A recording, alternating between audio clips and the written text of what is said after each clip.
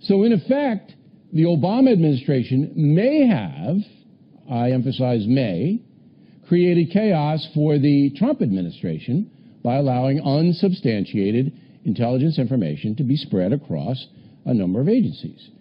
Bill O'Reilly of Fox News lays out a timeline of events before suggesting this. This is big. If that were done intentionally to harm the incoming president, Mr. Trump, that's subversion. He starts off his presentation with something that no one, whether you're left, right, or any points in between or off the map, no one is disputing that classified information that could be potentially damaging to President Trump was leaked to the press. Coming out of all the chaos surrounding the Russian hacking and President Trump's allegation that President Obama somehow tapped the Trump Tower during the campaign should be indictments against those who leak national security information. So out of chaos may come justice. Let's hope so.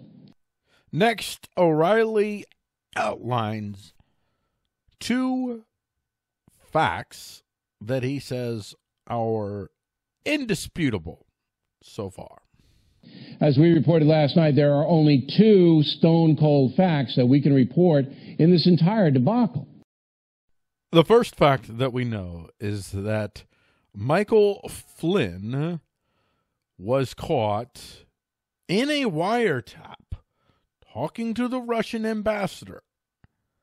It is presumed, and I believe rightly so, that this was caught with Flynn on the phone from within the Trump Tower, which gives a lot of credibility to Trump's claim that Obama's administration, at the very least, had his place tapped during the election and during the transition.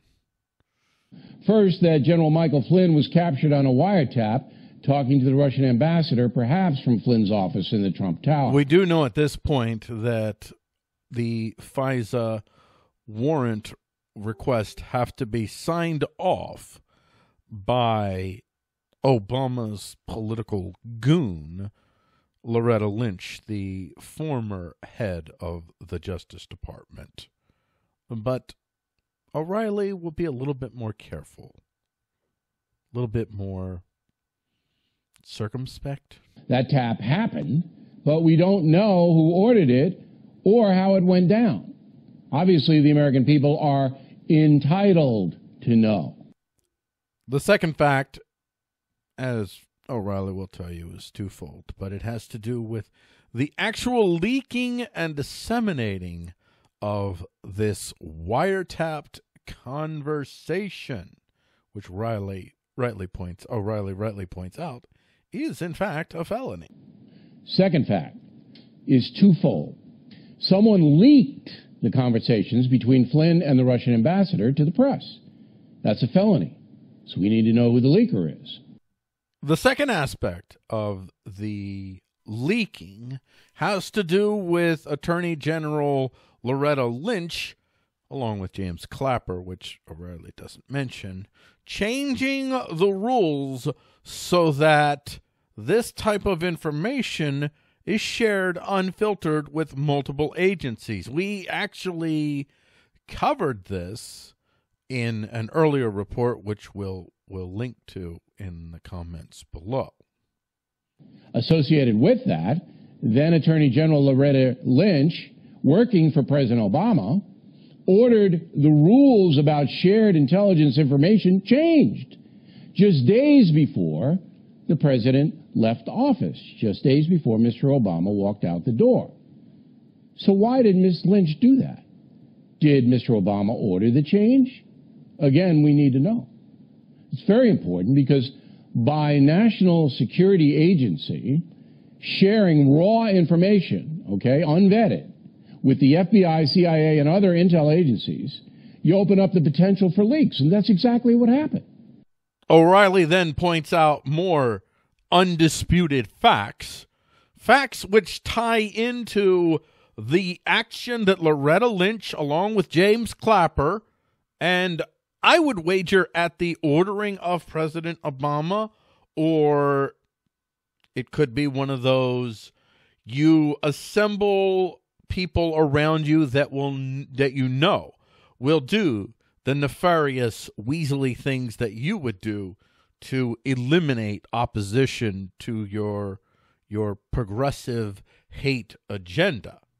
And that action being the rule change that allowed for the sharing of information, particularly this type of information such as recorded wiretaps, that now that could be shared more easily across more departments, making it exponentially more difficult to track the leakers. As soon as President Trump walked into the Oval Office, his phone calls to the Mexican president, to the Australian prime minister, and to other high-level officials were leaked to the press. And now O'Reilly gets to the point of his talking points memo, which is that if all of these things are true, and Obama is the one behind it, then Obama is creating chaos for the incoming and then sitting president, Trump, which is subversion. Now, he doesn't take it to the next step, subversion being treason. And as such, if Obama is guilty of subversion, he's guilty of treason, and certainly treason is a criminal felony offense. But he doesn't go quite that far. So, in effect, the Obama administration may have, I emphasize may, created chaos for the Trump administration by allowing unsubstantiated intelligence information to be spread across a number of agencies. This is big. If that were done intentionally to harm the incoming president, Mr. Trump, that's subversion. Next, O'Reilly makes the case that there should be investigations, and by implication, the investigations should be the level to which Obama administration officials were behind the wiretaps, the leaking, and the changing of the rules to make it easier for the leakers to leak classified information to the press to undermine a sitting president, President Trump. So you can see that Congress must get to the bottom of the situation. Right now, there are investigations in the House and in the Senate to find out if Russian officials colluded with the Trump campaign. As we reported last night, so far there's no evidence of that. We also don't know anything solid about the wiretaps and leaks concerning Donald Trump. And we need to know. Bill O'Reilly is playing it safe. And I am not even sure that Bill O'Reilly might himself be some level of controlled opposition. But be that as it may, what Bill O'Reilly won't say, I will. President Obama and his administration, either at his direct order or simply because he built a team of insurrectionists and knew that he had a team that would do the work of insurrection against a man in President Trump who has vowed to destroy the progressive hate machine from without and within.